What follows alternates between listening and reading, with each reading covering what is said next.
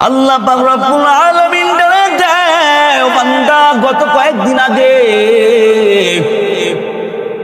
তোমাদের বাংলাদেশের মধ্যে কয়েকবার একদিনে 2-3 বার লাগাতার 2 দিন ভূমিকম্প হয়ে গেল, তোমাদের কোনো খবর নাই। আল্লাহ বলে এগুলো তো কিছুই না, কিছুই না, কিছুই না। সামান্য কয়েক সেকেন্ডের একটা ঝলক দেখাই, তোমাদের ভয় দেখাই, তার মানে বুঝায় আমি আল্লাহ বুড়া হই নাই, আমি আল্লাহর ডাক পড়ে যায় নাই। আমি আল্লাহ আগেও যেমন ছিলাম এখনো তেমন আছি।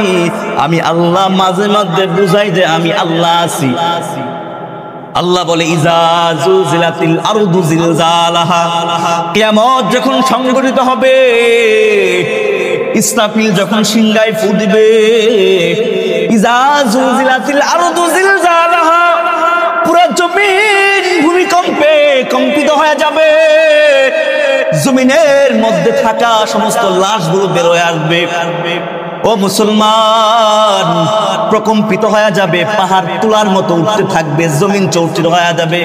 পাহাড়ে ফারে যাएंगे, पहाड़े फारे जाएंगे, जमी पर जलजला होगा, मोहम्मद तख्त पर होगा।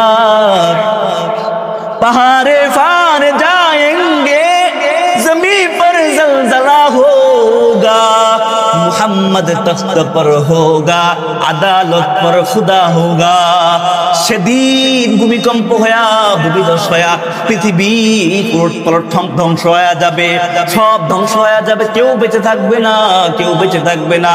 আল্লাহ ডাক দিয়া বলবে লিমানিল মুলকুল ইয়াউম, ও দুনিয়ার মানুষেরা শুনিয়া রাখো, যারা বাহাদুরি কর্তা, আজকে তোমার রাজত্ব কোথায়, আজকে তোমার এমপিত্ব কোথায়, প্রধানমন্ত্রিত্ব কোথায়, তোমার রাজনৈতিক দলের পাওয়ার দেখাইতা কোথায়, তোমার পাওয়ার?